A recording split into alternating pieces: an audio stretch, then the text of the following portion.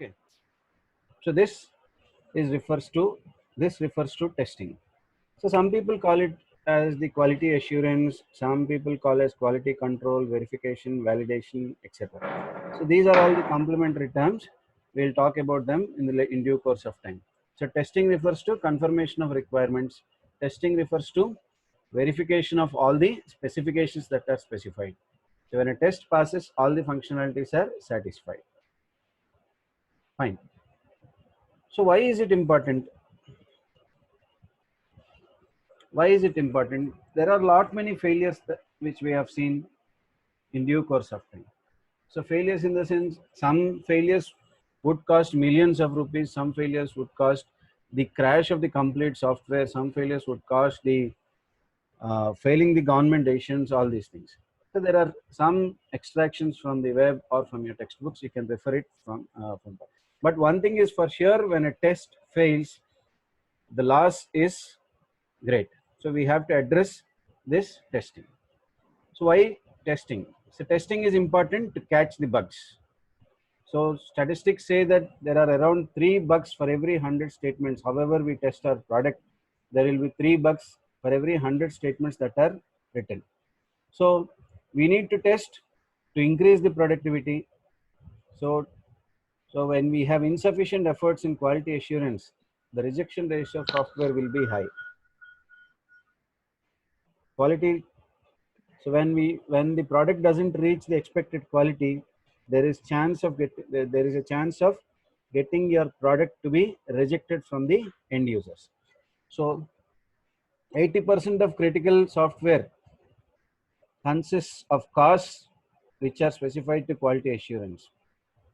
So quality assurance costs more than 80% will be spent for critical software. When it comes to consumer products, only 2%.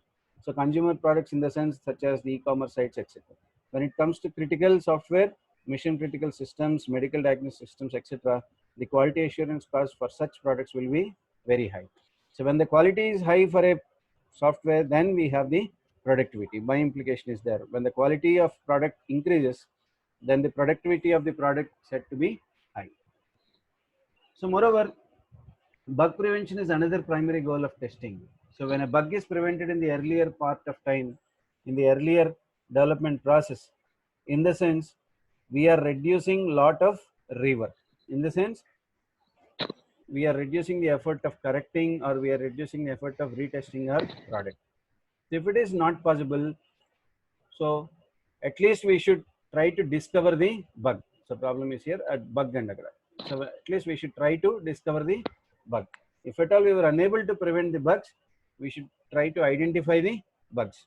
So when we have a good test design, in the sense when we can have clear diagnosis or clear point where the error is encountered, so that we can correct the bugs. Bug correction would be easy. So since the specification itself, we have to write the test specifications and then perform the code. Why this is important? This helps us to eliminate the bugs in the early stage of SDLC only. So when this fails, so we have to identify or detect the bugs that are present in our system. So test design thinking, in the sense we have to write the specifications as and when we perform the as and when we gather the requirements itself. So when we do it there itself, we can gather the error in the early parts of SDLC, so that we will not have the errors at the later part. If we miss that, there is every chance of getting the error at the later part.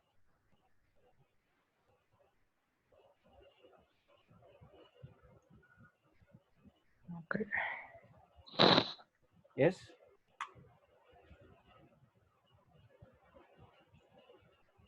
So bug prevention is the primary goal. If not prevention, we shall be able to identify the bugs. So phases in testers' mental life: phase 0 thinking. So until 1956, it is debugging oriented phase. They used to tell that there is no difference between testing and debugging. So people used to test the software or debug the software. Whatever means, they used to perform testing, where they used to call it as testing. There is no differentiating parameter or difference between testing and debugging. The other phase 1 from 1957 to 1978, which is the demonstration oriented phase. where people started telling that the product that they have written is correct.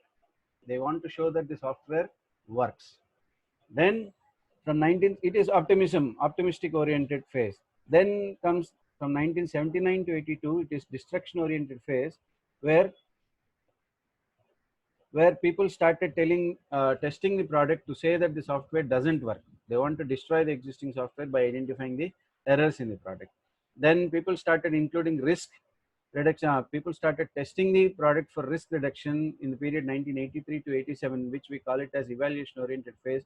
They had already.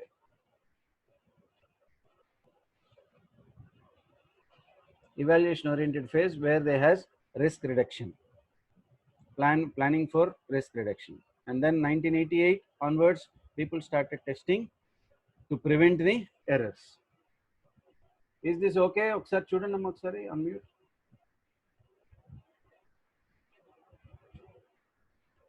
Is this okay, or do you want me to speed up? Okay, sir. Okay. Okay, sir.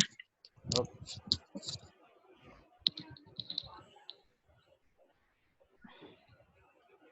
So then there is a misconception that testing and inspection are same, but actually inspection is performed on the code that we write. This is called static testing.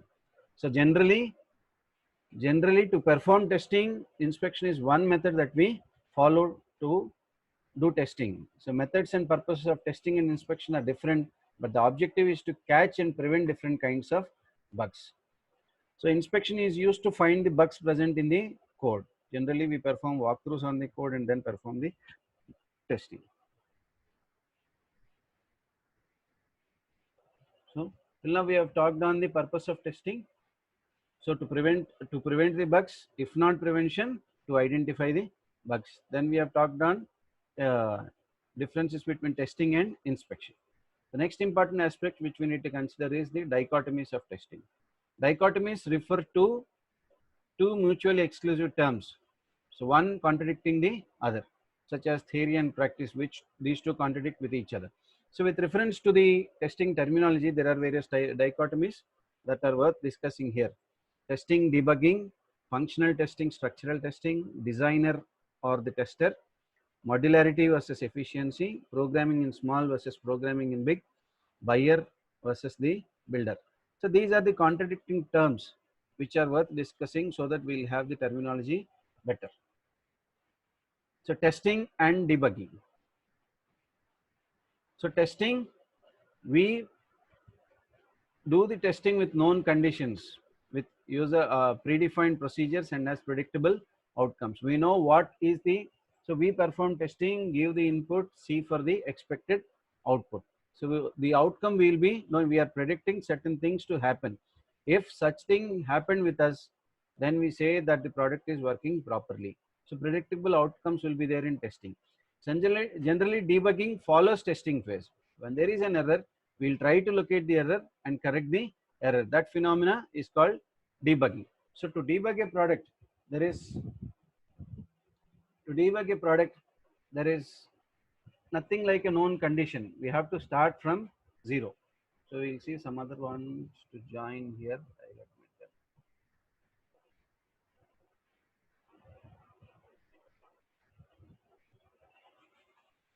So to perform testing, we should have a very good plan. So debugging, no such plan is present. So testing is demonstration of the error. So we perform testing to identify the error or to tell that such type of error is present in our product. But debugging, already there would be errors in our product. We have to categorize the errors and separate or correct each of the errors, resolve each of the errors. So testing proves the programmer's failure. When a programmer fails, we get the error. We test to identify such error. So we give the same error and the program to the developer or the programmer. So that programmer has to correct it, or he will justify that what he has done is correct. That is why we tell debugging is programmer's vending machine. Testing as execute should strive to be predictable, dull, constrained, and rigid and inhuman.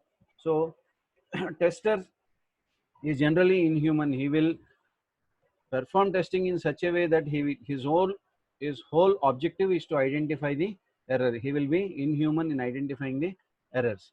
But whereas debugging, he has the freedom to experiment, he has the freedom to repeat the set of tasks, and he wants to after all he wants to justify the error that is present in the program. So to perform testing, there is no need of design knowledge, but debugging, he has to know the design knowledge. So in testing, generally a third party person or an outsider will be performing testing, but debugging, a person, the programmer himself generally performs debugging, or a person who is involved in the development process will do debug. So much of the test execution can be designed and automated. Testing can be automated, but debugging, automation of debugging is still not possible now. So these are the first dichotomy is worth discussing. That's worth discussing, testing and debugging. Then the next one, functional testing and structural testing. Two important aspects with respect to the testing. Functional, the word itself specify functional, which subjects to the functionality of the product. So functional testing refers to testing the functionalities of the product, such as the functional requirements stated by the end user. So whereas structural, this name itself specifies it is the structure of the program, how good the program is written. So this key difference is there between functional and structural testing. So when we want to go with functional testing, we only hit the program with inputs. We only give input to the program or the software that we wish to test and see whether we are getting the expected output or not. We are not concerned with the internal aspects of the system. Where in the case of structural testing, we check for the program, we check for the program's structure, we check for the methods, we check for the programming language, what is the coding style, how good the code is organized in your software. All these things we will be checking in structural testing. So to perform functional testing, so it takes infinite time. So whereas structural testing, the time that it takes to complete testing, we can identify and note it down. But where in the case of functional testing, to perform it completely, it is infinite. So and then, so to have the complete testing of our product, structural and functional tests both are to be combined or interleaved. So structural testing is also known as white box testing. Functional testing is known as black box testing. Structural testing is performed based on knowledge of internal structure, whereas functional testing, no knowledge of the internal structure is required. Testers and programmers are independent of each other for structural testing. Testers and programmers are, testers and programmers are independent of each other for the test process, where in the case of structural testing, functional testing, testers and programmers may be independent. See here, in this, there's a mistake here, these are dependent. So tests are performed either by the programmers or designers. Tests are performed by from the user's perspective. So finite time in the case of structural, infinite time in the case of functional. Structural testing less effective, functional testing is more effective from the external point of view because the customer is more focused on the requirements. The internal aspects are different. That is where the effectiveness comes into picture. But when we talk about the program's complexity and all, structural testing is also important. The other one, designer and tester. So test designer is a person who designs the test, whereas the tester is the one who actually tests the code. So designer is the person who prepares the test cases, gives the input, checks for the output, whereas the tester is the person who tests the code. During unit testing, tester and programmer merge into one person. So unit testing in the sense, soon after we built a small piece of code, that small piece of code has to be tested. That phenomenon of testing the independent piece of code which is developed at the initial context is called unit testing, and that unit testing is performed by the programmer himself. Hence we call, for unit testing, tester and programmer can be merged into a single person. Tests designed and executed by software designers are by nature biased towards structural consideration. Generally, when the programmer himself is the tester, he is biased towards how he has written the code. He will justify what he has written. So that is the reason why tester should be a third person or independent, so that the test will be going on in a bias-free manner.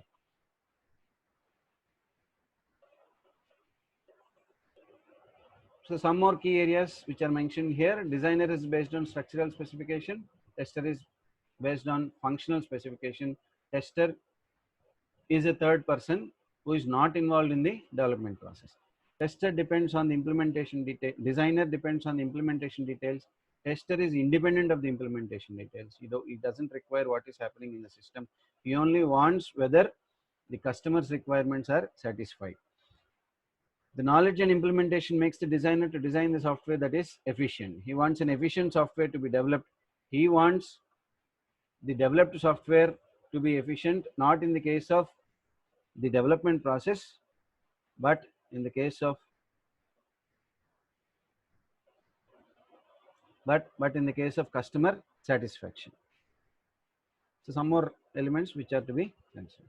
Then modularity versus efficiency. A module is a discrete, well-defined small component of a system. The software which is to be developed is divided into modules. So these, when we develop the product into modules, we have to integrate them at a later part. To test also, when we develop the product in the form of modules, testing them would be easier. But smaller the modules, difficult to integrate. Larger the modules, difficult to understand. So that there should be a trade-off between the amount of modularity to consider.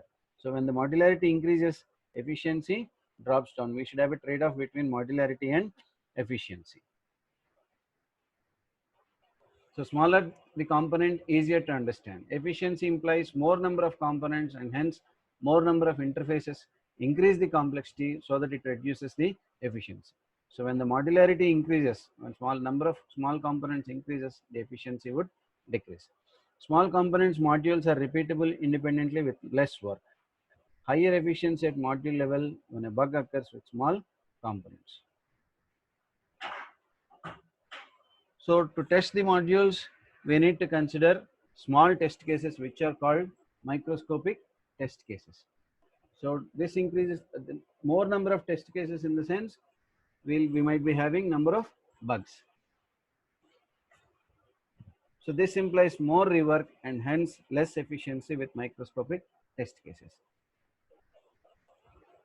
So when it comes to modularity, when the modules are big, there will be lesser number of interfaces, but when the modules are big, the efficiency may get dropped down, but the complexity would get reduced.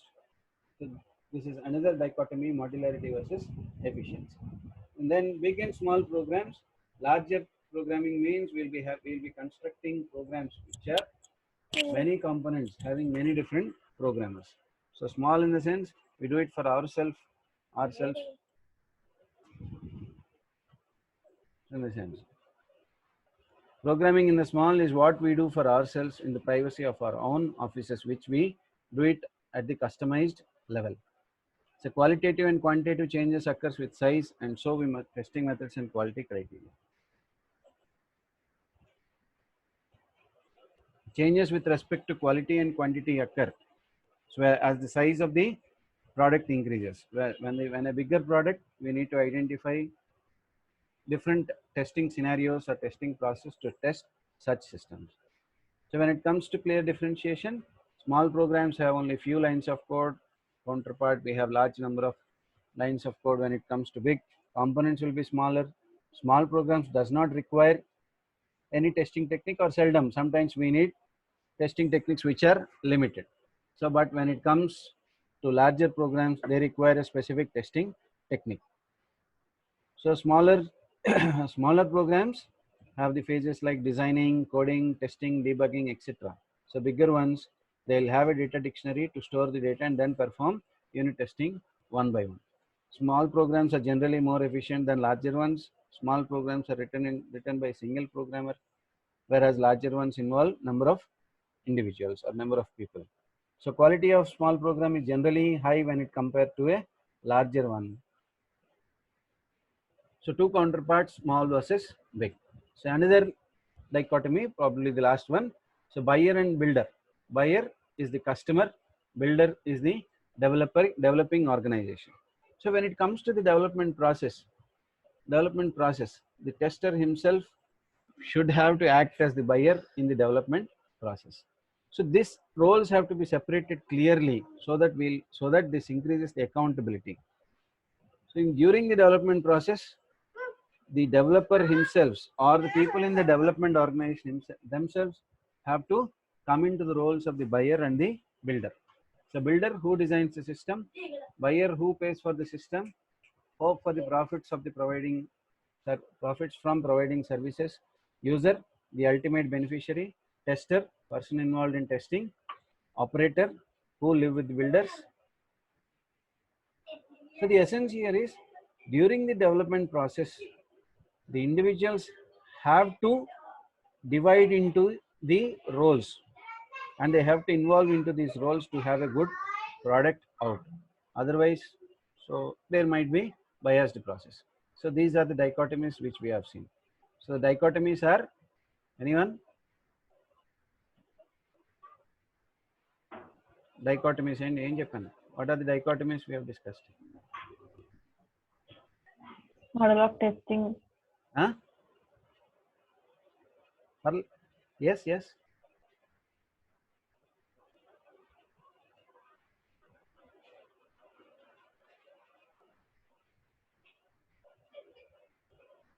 Now you tell. What are the dichotomies? What are the dichotomies we have discussed? Testing versus debugging. Yes. Functional versus structural testing, testing. designer versus tester, Versus tester. Moderate versus efficiency. Small versus big programming. programming, Buyer versus builder. buyer versus builder. Right. These are the aspects which we have discussed right now. Dichotomies related to testing.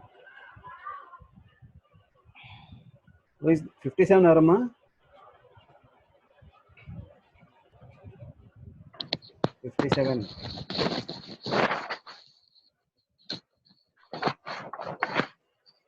Okay.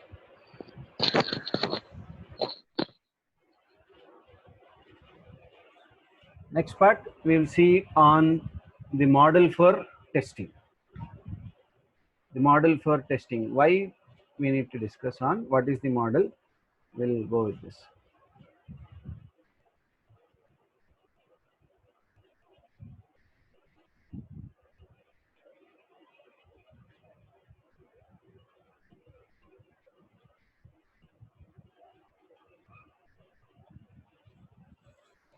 This part, the yellow highlighted boxes,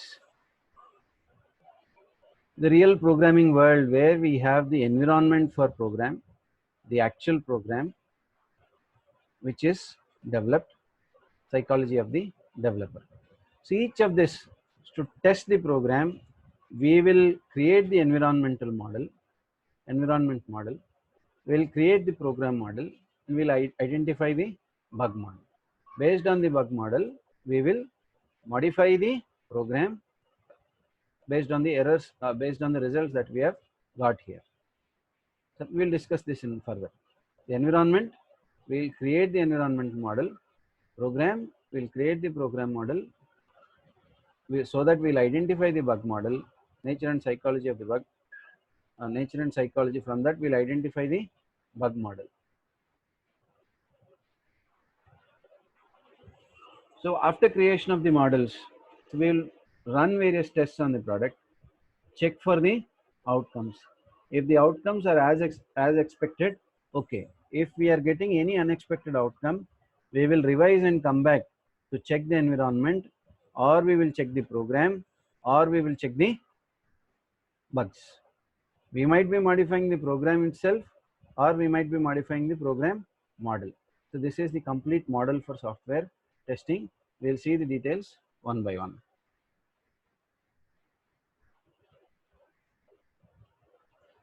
So environment refers to hardware and software required to make it run.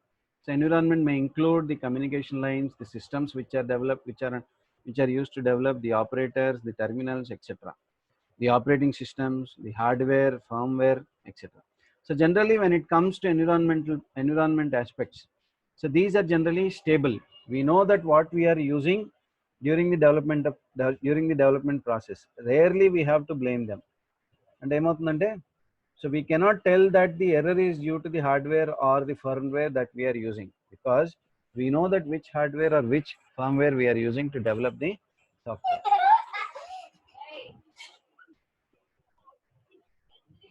Then the program,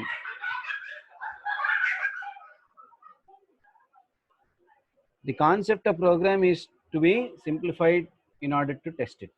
This concept, this simplified program part is the program model. And that's the previous one which we have seen. This simplified program which we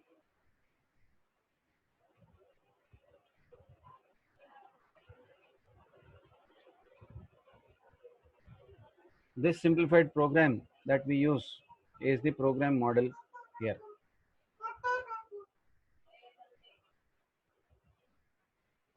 A simple model of the program does not explain unexpected behavior. We may have to modify the model to include more facts and details. And if this fails, we may have to modify the program. So the program model which is discussed in the diagram refers to the modified program which enables us to input the test, give the test cases and check for the expected outcomes. This may have to be modified based on the results that we get out of the test. We may also have to modify the program to debug it or to correct it for errors. Then comes the bug model. So so there would be number of classes of bugs. We might be having initialization bugs, we might be having call sequence bugs, we might be having data bugs. So 1 minute please.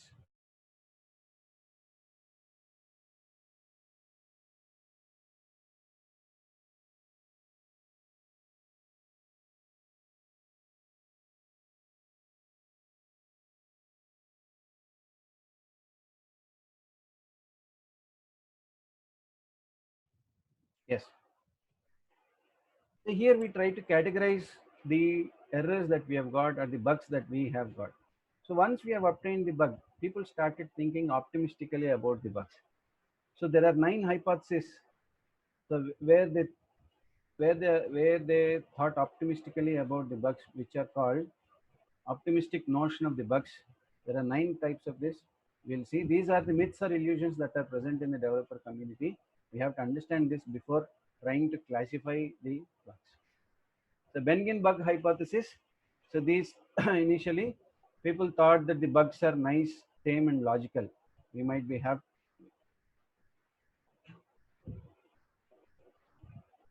bugs are nice, tame, and logical. In the sense, people thought that the bugs are not dangerous; they are safe to use. There is no problem if at all the bug is present in our system.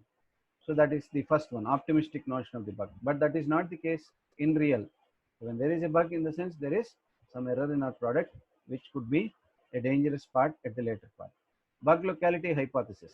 Here, people believe that when a bug is present in the component, in a particular component in our system, it only affects that component's behavior. But in reality, that is not the case. The product that we are developing is a combination of number of components. When it comes to number of components, so there is always a chance of propagation of error from one component to another component. So that is one. Then control bug dominance. People believe that the errors are present in only control structures, or else majority of the errors are present in the control structures such as if, switch, loops, etc. But that is not the case. There are errors such as data errors, variables, variable errors, logical parts, etc.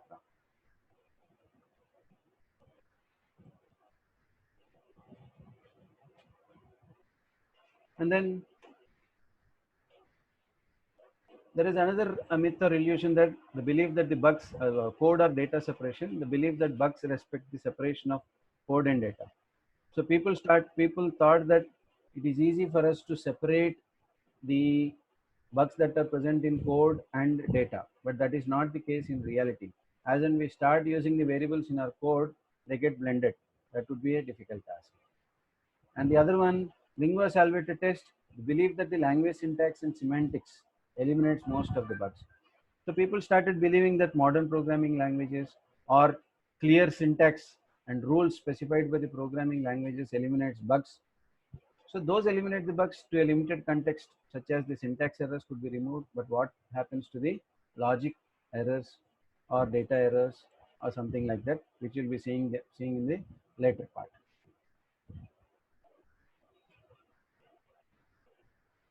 The other one, corrections abide. The mistaken belief that a corrected bug remains corrected. So people had a misconception that when once we correct the bug, in the sense it will remain corrected in the program.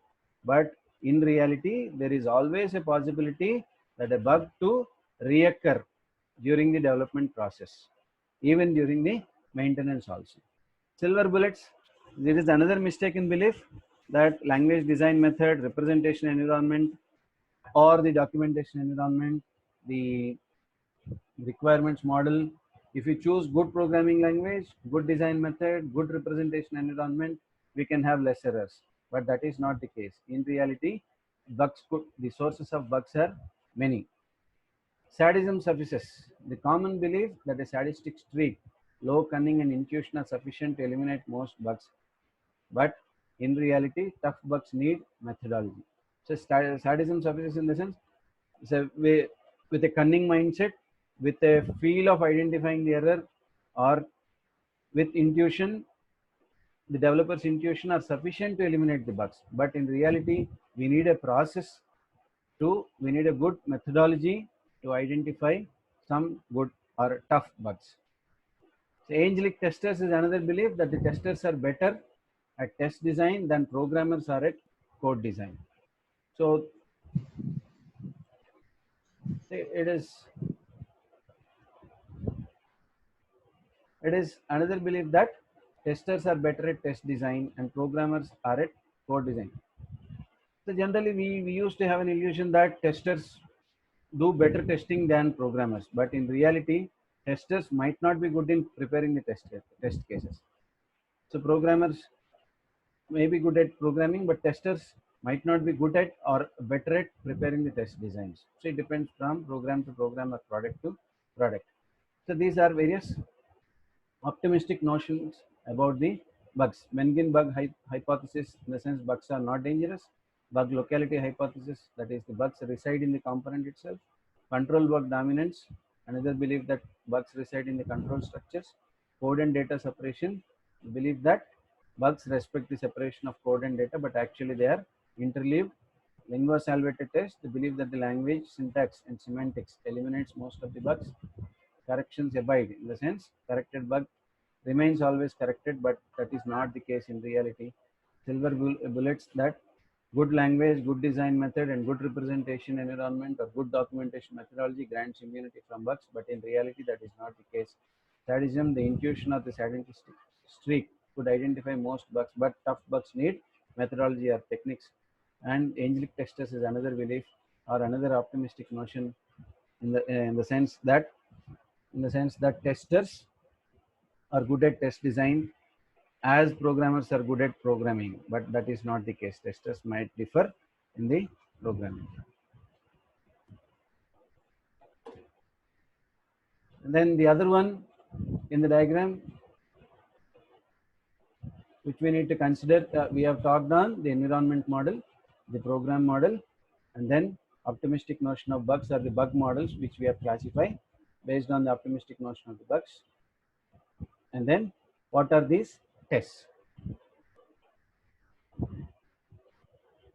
So generally and broadly, testing could be classified to three: unit testing or component testing, integration testing, and system testing. Unit testing refers to testing testing small part of the product or piece of software as and when it is written. So considering this as our system A and B. So when we have programmed A, soon after we programmed A, we start testing A, and that phenomenon of testing is called unit testing. A is independently tested, B is independently tested, and this refers to unit testing. But in the case, if at all I want to see that A and B together are tested, that comes out to be integration testing.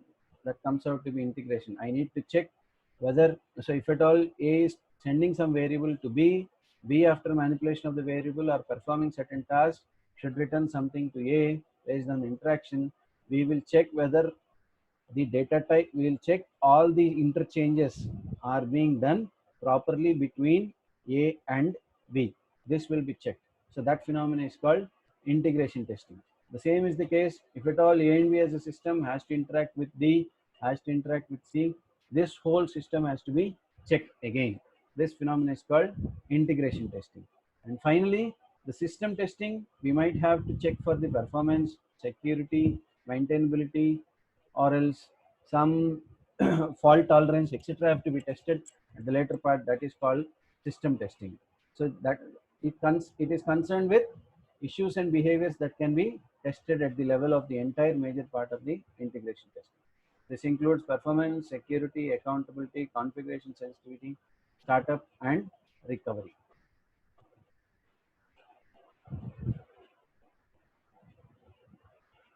So this is the complete model for testing. Let us see it here. The model for testing, this involves environment model, program model, bug model. We perform the tests. We perform unit testing, integration testing, or system testing. Where if we have the expected outcome, it is okay, the program is correct. Or if the expected, if we have certain unexpected outcome, we might have to modify the environment. Generally, we don't modify the environment because hardware and software are stable. We might have to modify the program based on the type of the bug, based on the classification of the bug that we have done here. Is this clear till now?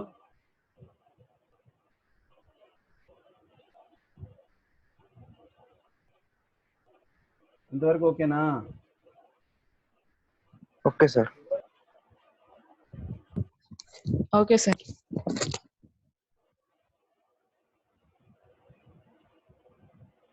మిగతా ఇద్దరు వదిలేసారు, on చేసాను.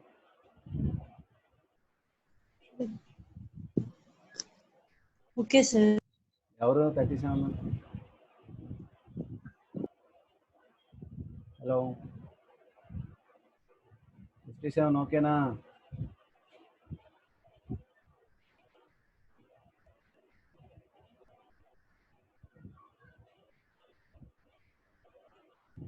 Okay, we'll go the next part.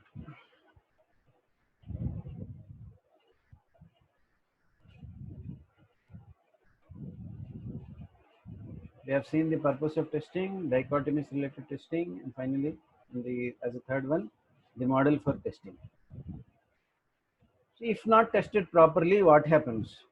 The only thing is we'll get the bugs.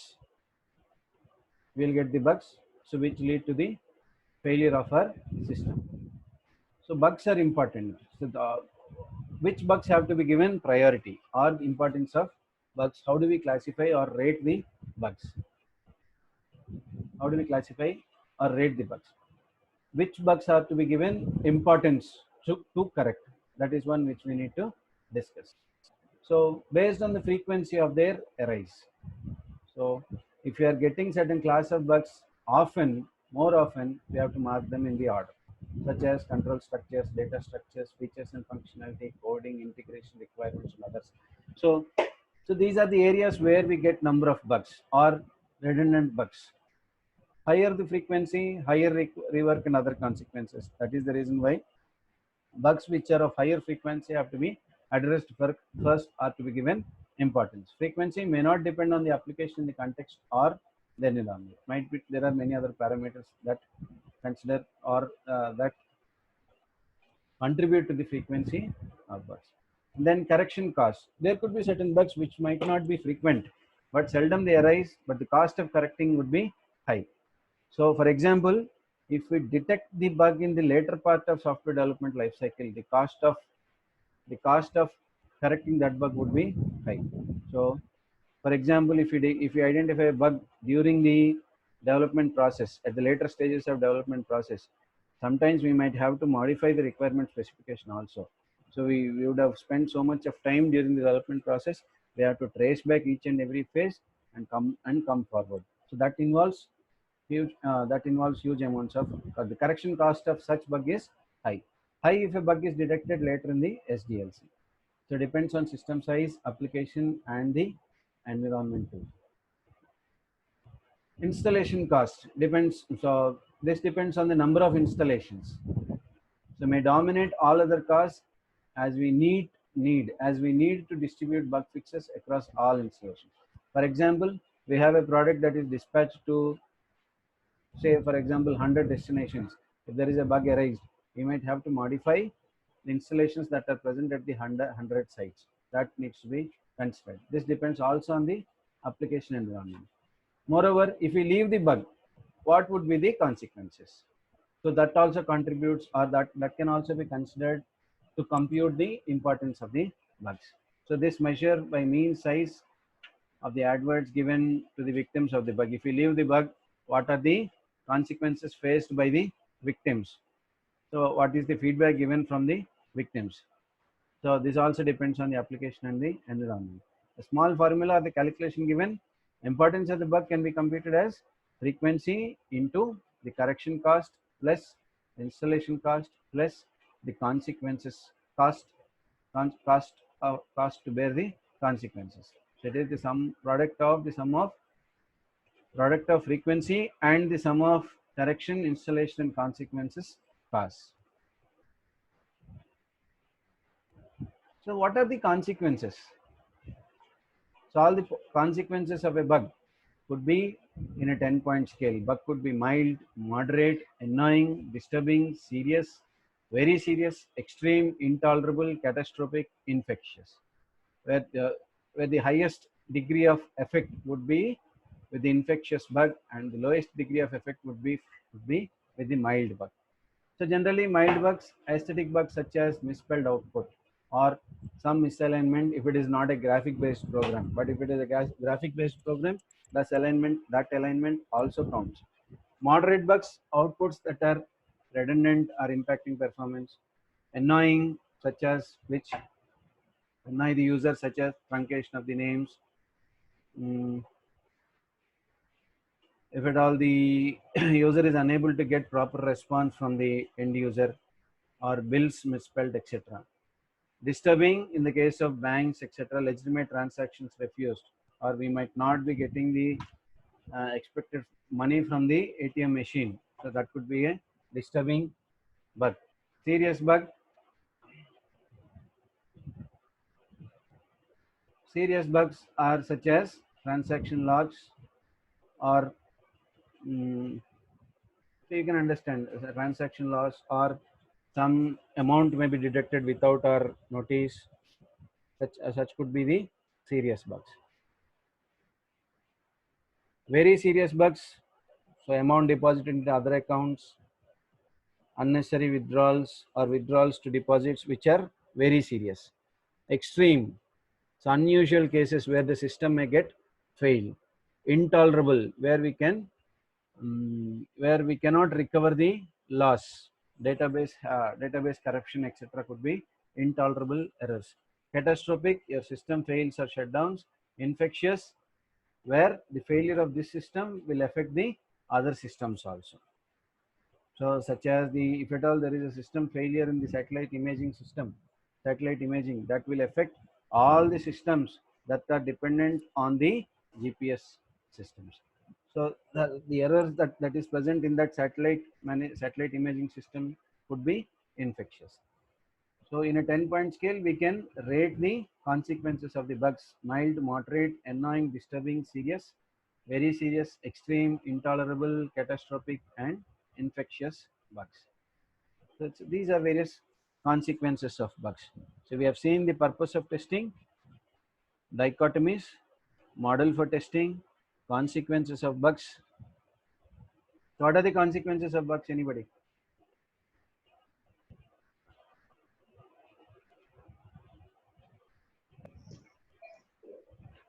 Problems that are getting from bugs. Problems that we get from bugs. Bugs. What problems we might get? Bug consequences could be classified into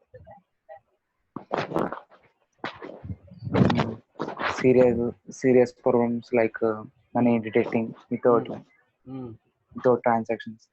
Okay. Not Okay. getting enough money Okay. from the ATMs. Okay. List out the 10 points that are discussed.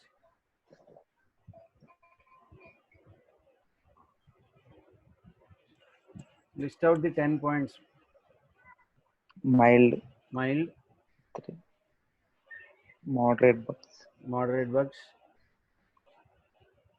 Nikita. Sir, annoying, Annoying bugs.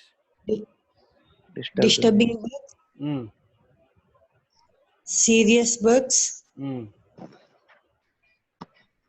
very serious bugs, extreme bugs,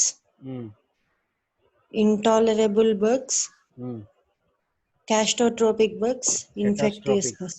Catastrophic. Where it makes the system to fail. These make the system to fail. Right. Okay, thank you.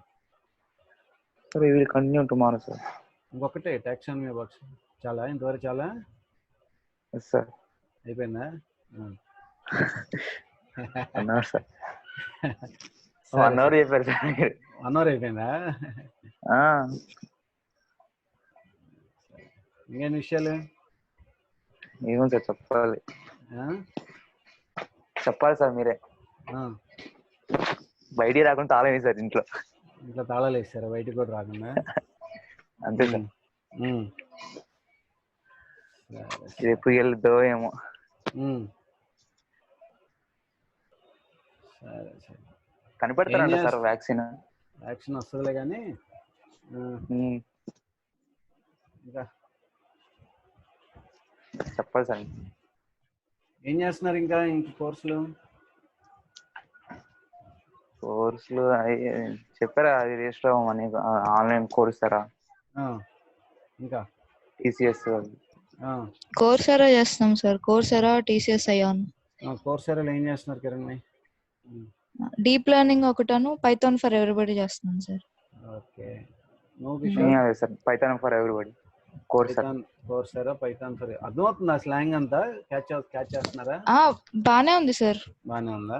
అంటే మాకు reach అయ్యేలాగే ఉంది level. TCS ion ఏమైంది?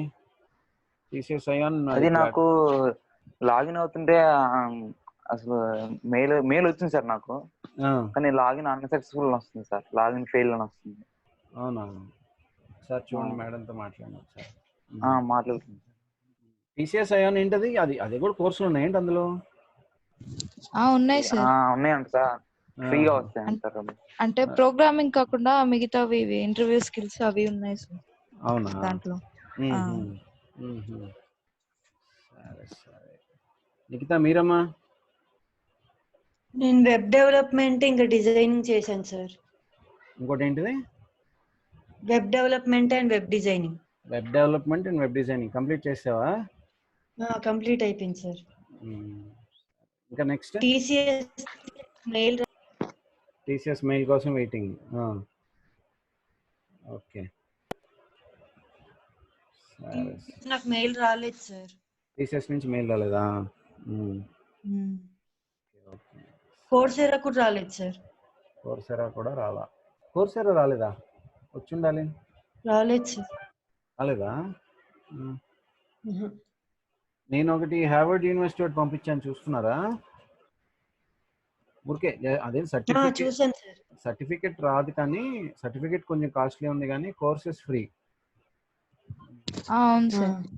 బాగున్నాయి అండి. ఒకసారి కొంచెం Harvard అంటే కొంచెం స్టాండర్డ్ కదా. అది ఎడెక్స్ లోకి ఓపెన్ అవుతుంది సార్. అది లింక్ పెడితే హార్వర్డ్ ది వెబ్సైట్ లోకి వెళ్ళి మళ్ళీ రీడైరెక్ట్ ఎడెక్స్ లోకి అవుతుంది. అదేలే. సరే సరేమా. సరే అయితే ఇవాళ రేపటికి ఇది క్లోజ్ చేద్దాం, యూనిట్ 1. Okay sir. రేపు కూడా 4:30కి స్టార్ట్ చేసుకుందాం. Okay sir. బోర్ కొడుతుందా? బాగానే ఉందా? ఓకేనా? లేదు సార్, బాగానే ఉంది. బాగానే అంటే మరీ స్లోగా ఉంటే చెప్పండి, ఫాస్ట్ చేద్దాం. ఊరికే టైం ఉంది కదా, నిదానం చెప్పండి. ఓకే అమ్మాయి, థ్యాంక్ యూ. Okay.